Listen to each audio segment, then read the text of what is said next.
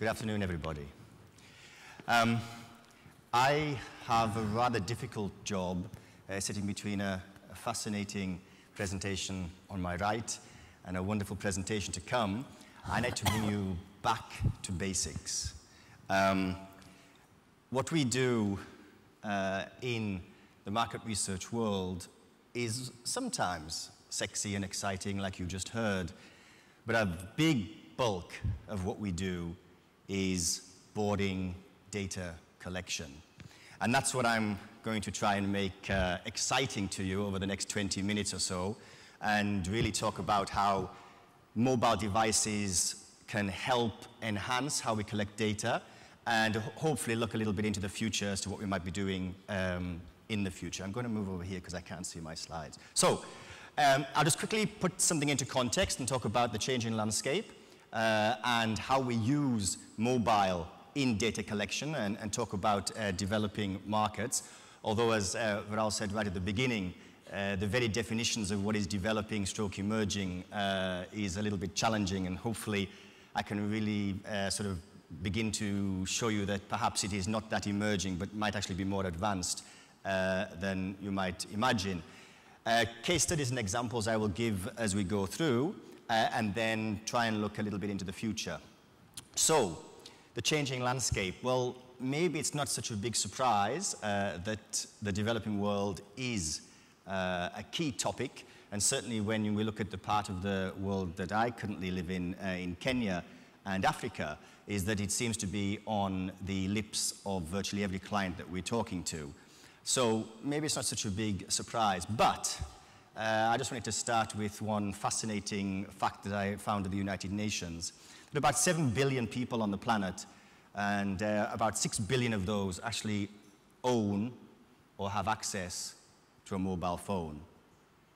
Unfortunately, only 4.5 billion have access to a working toilet.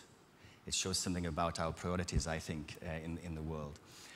If we look at SMS, I had to read this statistic a number of times before I could believe it, but they reckon that this year about 21 billion SMSs will be sent every single day. So when we look at what that means for big data, I think the implications are quite clear. Even in a market like Kenya, 3.6 billion texts sent over a 3-month period in the run-up to December last year. It's interesting that SMS tripled while voice traffic halved. There are some interesting economic and commercial implications from that as well. We've talked about smartphones and who is selling them and who is buying them, etc. And we talked about the 1.2 billion, I think was James's figure, that was shipped. But the fascinating thing on here is if you look at, which is what I circled, there were 700 million feature phones shipped last year. And it's going to be flat for the next 4 years. So yes, smartphones are taking off, but we mustn't neglect some of the more basic technologies. Within Africa, for example, smartphones still only represent about 5%. There's great growth, but it's not going to happen tomorrow. An interesting statistics also about the cost. My helper came to me one day and said, "Darren, my phone is broken, I need to buy a new one. Can you lend me some money?" And I was quite astounded when she wanted to buy a model that was the equivalent to her monthly salary. People spend a lot on mobile devices. So, anyway, poor little rich countries. This is a chart from The Economist, and if you look at where the growth is, and you see the red on this map, you can see that it's happening outside of the traditional growth areas, and very happy to be in a market that is growing at about 8%, give or take. So Turkey's up there with them. But the red spot's really happening in Africa. And some of that, as this chart shows, is actually being passed on to people. So I was talking to someone earlier about the value of time, and we are starting to see that where traditionally it has been easy to get respondents, as this wealth trickles down, the value of time obviously increases, and it's becoming more and more challenging to do the face-to-face research. Just a quick note on face-to-face research. It accounts for about 30 to 40% of what we as an industry do around the world. And again, back to Viral's point about where Turkey might be in 2023. If CATI and CAPI does represent about 5% of that new mix, that's still $50 million in basic face-to-face or telephony-based research. This is not a small market, and it's not going away anytime soon. So in terms of leapfrogging, I put on here, you know, who has accessed internet. We talked a lot about the power of internet, and it's something that is growing in the developing world. And it's amazing that 86% of Kenyans who actually access the internet did it through a mobile device, and 60% in India. There's always an outlier or somebody to confuse things. Brazil doesn't follow that same pattern, but the world average being 40%, the mobile device is still more important in developing markets than others. I'm going to skip over this slide just in the interest of time. So how can the mobile device help in field? And this is the main crux of the presentation. I think I put the word old-fashioned on the slide, and I guess in comparison to most of the presentations that have gone before, and certainly all of the ones that are coming after, this is the kind of bread and butter of what we do. And if we look at face-to-face around the world, about 75% of everything we do is still paper. 75% is still paper. That's quite an interesting statistic. Kati, for example, in Africa, hasn't even taken off. There is nobody in Nigeria that provides Kati services. Not a single research agency. Can't get numbers. So, how can devices help? So if we think about the interviewer-administered introduction, so we send out people into field, they're doing face-to-face. And it really is this simple. You take the paper-based questionnaire and you program it onto a mobile device. There has been a lot of resistance even in our own organization as to what we can do. And when I tell people that in Pan-Africa, for example, which is about a market of a billion people, we are working with devices no bigger than this, where, for example, we have done 190,000 surveys in the last 12 months, and with scripts that can be over 300 questions in length. This is not simple stuff. We can do all of those traditional research-type engagements, if you like, yes, no, drop-down, multiple choices, grids, and then we can build on that when we take in images, video, and audio, adding on to the data that we get out. So it really is about how we can be better, that should say, yeah, better, faster, cheaper, sorry. I just want to say one word on this slide about being cheaper. I guess the initial reaction is that if we are moving from paper to mobile devices, then people are going to say, well, how can that possibly be cheaper? A comparison that we have done in Uganda just this last quarter reveals that moving from paper to mobile data collection can improve your gross margin by 4 percentage points in year one. That's quite a significant impact on the bottom line, and I'm sure we'd like to see that in Turkey and other markets. So, but does it measure up? When we actually do this, where do we see the benefits? So, it is more accurate. Again, we did a parallel run in one of our markets, and we saw that the error rate, when we looked at the data when we got it in, was 10 times less when we did it on mobile phones compared to paper. And going back to the point about, well, we're actually dealing with humans as opposed to respondents, in Russia, we actually found that when we asked the respondents parallel on a mobile device and or paper, the people who had interacted with us with a mobile device for that face-to-face interview actually had the perception that their survey was less than it actually was. So it's all about improving that interaction again with the respondent, and I think that's quite, for me, I didn't believe it, that somebody would actually think that the interview was less time than it was, but that's what we got. There's, in almost every market, we have challenges about, well, did the survey actually take place, and were we in the right place to do the survey, etc., and the sampling, and all of those good things. With GPS, for example, which is what this little image shows. This was in Kenya, where we plotted each of the introductions from our interviewers. We can see if certain rules of sampling are being followed. For example, the left-hand rule, so we need to go every fifth door on the left to ensure a sense of randomness. Faster. You have a slight gain on interview time. You definitely have a gain on your end-to-end cycle time, so there's no paper questionnaires being shipped around, particularly on large geographies. There are big savings also in terms of automated coding. So one of the biggest challenges is taking your written open ends and codifying them. Well, this is all collected via the mobile device, so it's already automated. And we have a real-time data view. I'll come back to that in a moment when I talk about geofencing. Quality control, as I've said, you need to make sure that the surveys are actually being done where and indeed when they're supposed to take place. And you can enhance that with videos and even audio recordings. We have a capability that we deploy, I guess, a little bit clandestinely, to silent record the interaction. We tell the interviewer that we're going to record, but we do not tell them at which point that recording will automatically switch on the device, record 60 seconds, and then auto switch off. It is great for quality control if we happen to have either a particular issue with a given interviewer, or we need to go back and do some enhanced QC. So, getting even closer in. I mentioned geofencing. This at the top right is basically a line based on GPS coordinates that we put around a polling booth in one of our African markets where we're doing exit polling, so that we could ensure that none of the interviews took place outside of our own determined maximum limits.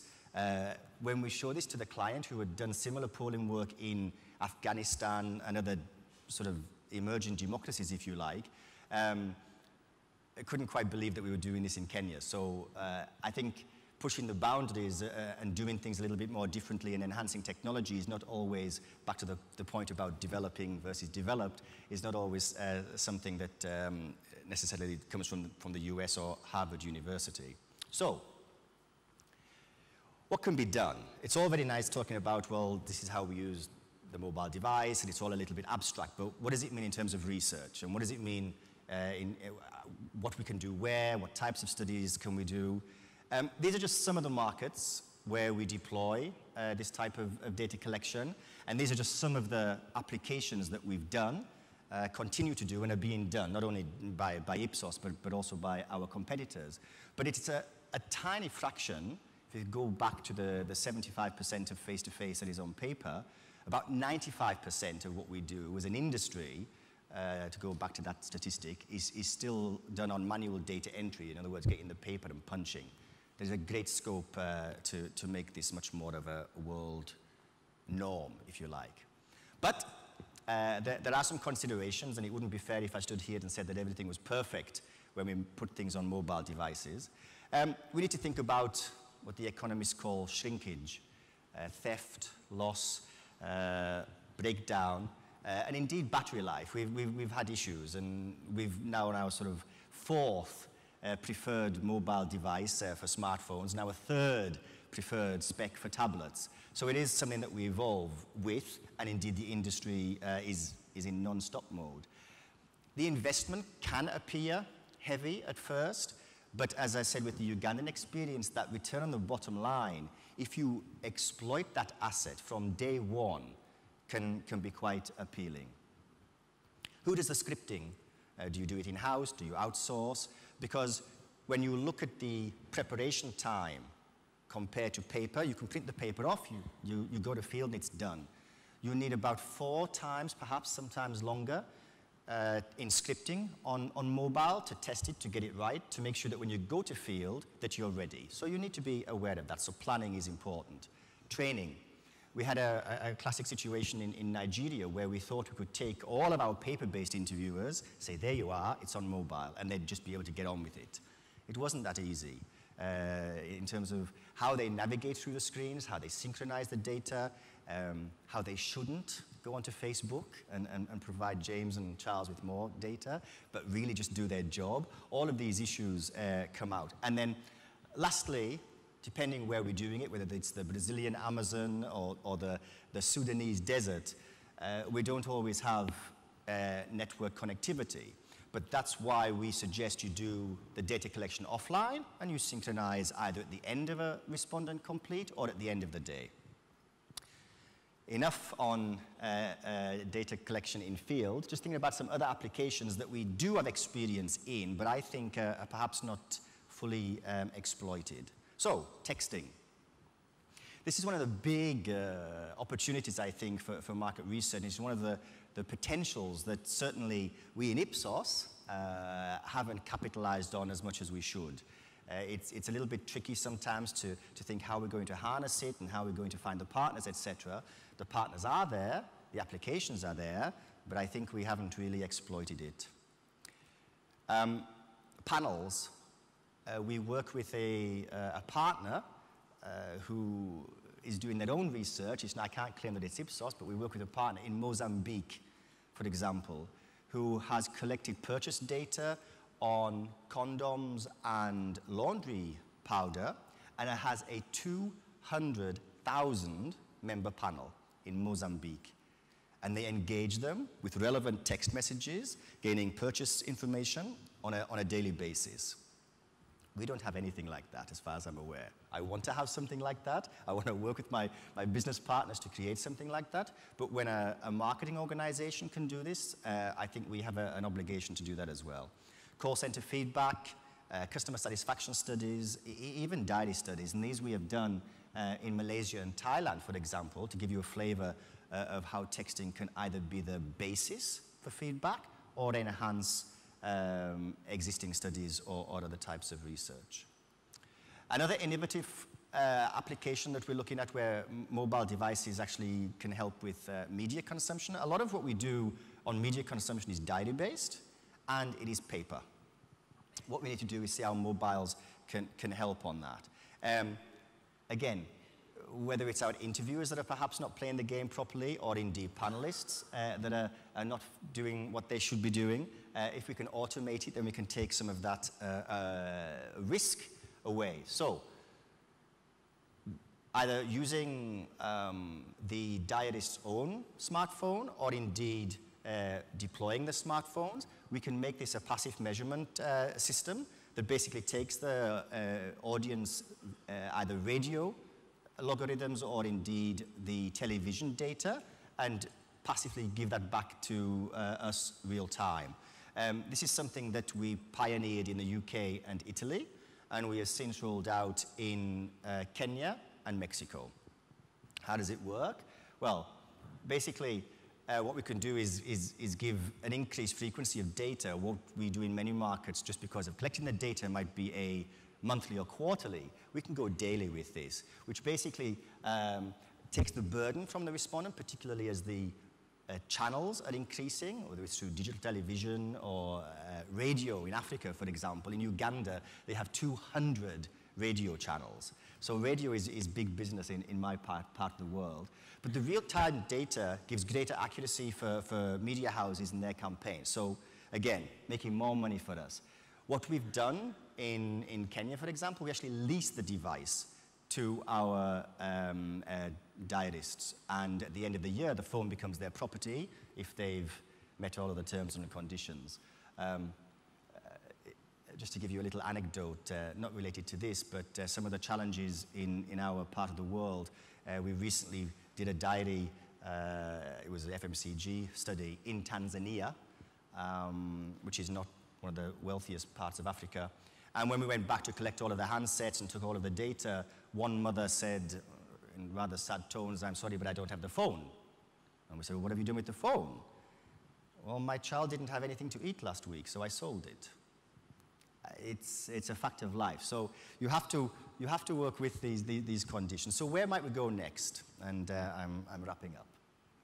So back to SMS, a fascinating development in terms of how SIM cards are becoming not only smaller, and we've gone to the micro SIM and the nano SIM, but are they becoming more intelligent? It's possible today to actually store maybe a 5 or 6 questionnaire on a SIM card.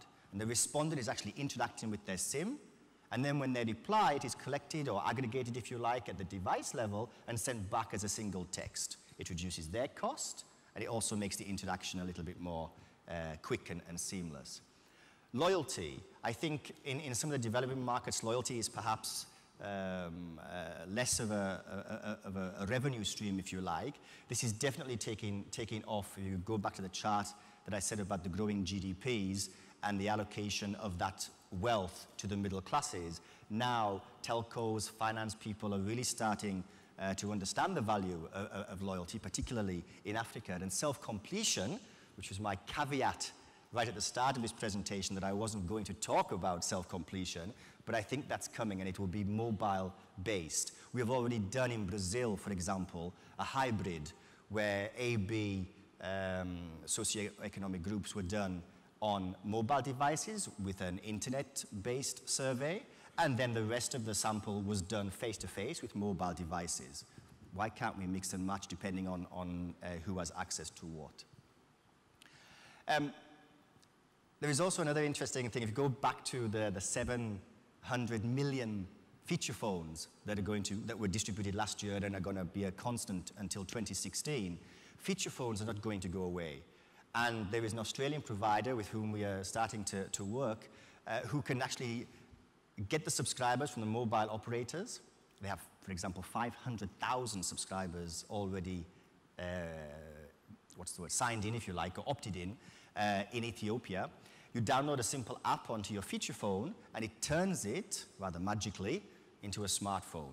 And you get speeds that are sometimes even quicker than what we are getting on a 3G smartphone. It opens up great possibilities around these markets. Coverage, which I mentioned as a little bit of a tricky one, will become better. And we should be able to find the ubiquity, not only of sending a text message, but also the ubiquity of a network.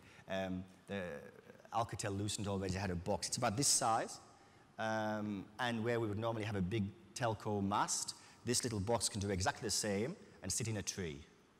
I think that Africa is going to become extremely connected, and indeed even places like India and Brazil and Russia with huge geographical challenges, and Turkey isn't small either, so making it 100% coverage as opposed to patchy in places. And to continue on a theme, which I think has become a little bit of a theme, there's no reason why we cannot take big data and do something with it, particularly in Africa and my part of the world. I think already, even with 6% smartphone ownership, but then another 20 or 30% ownership, and even going back to some of the simplistic data about cell activity, mobile ownership in Kenya is 86%, in a market where unemployment is 24%. When you start to put those two stats across each other, big data, even in markets where smartphones are a tiny fraction, still has got a role to play, in my humble opinion. Wherever we go next, I'm sure that the developing world will not be laggards, and hopefully I'll be able to say one day very soon that ing is changed into a past tense, and we are there with the rest of the world. But it's certainly an exciting time, and thank you for listening.